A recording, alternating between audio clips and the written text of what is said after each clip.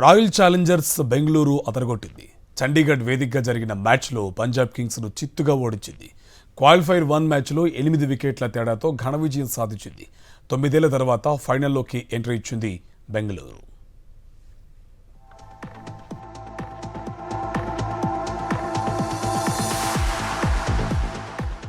చండీగఢ్ వేదికగా జరిగిన క్వాలిఫైయర్ 1 మ్యాచ్లో పంజాబ్పై బెంగళూరు ఘన విజయం సాధించింది. పంజాబ్పై 8 వికెట్ల తేడాతో గెలుపొందింది. టాస్ గెలిచిన బెంగళూరు తొలుత బౌలింగ్ ఎంచుకుంది.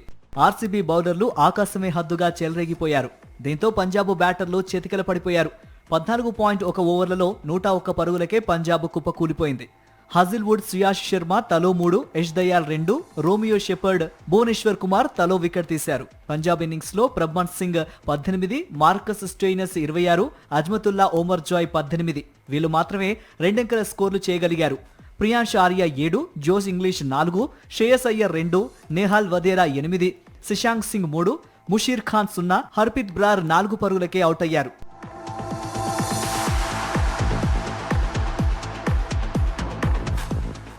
అనంతరం బరిలోకి దిగిన బెంగళూరు 102 పరుగుల స్వల్ప లక్ష్యాన్ని 10 ఓవర్లలో 2 వికెట్లు మాత్రమే కోల్పోయి ఛేదించింది. ఫిల్ సాల్ట్ 27 బంతుల్లో 56 పరుగులు చేసి నాటౌట్గా నిలిచాడు.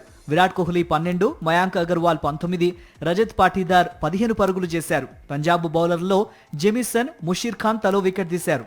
ఐపీఎల్ ప్లే ఆఫ్స్ చరిత్రలో బంతుల పరంగా ఆర్సీబీ అతిపెద్ద విజయం సాధించింది. ఈ మ్యాచ్లో ఆర్సీబీ మరో 60 బంతులు మిగిలుండగానే లక్ష్యాన్ని ఛేదించింది.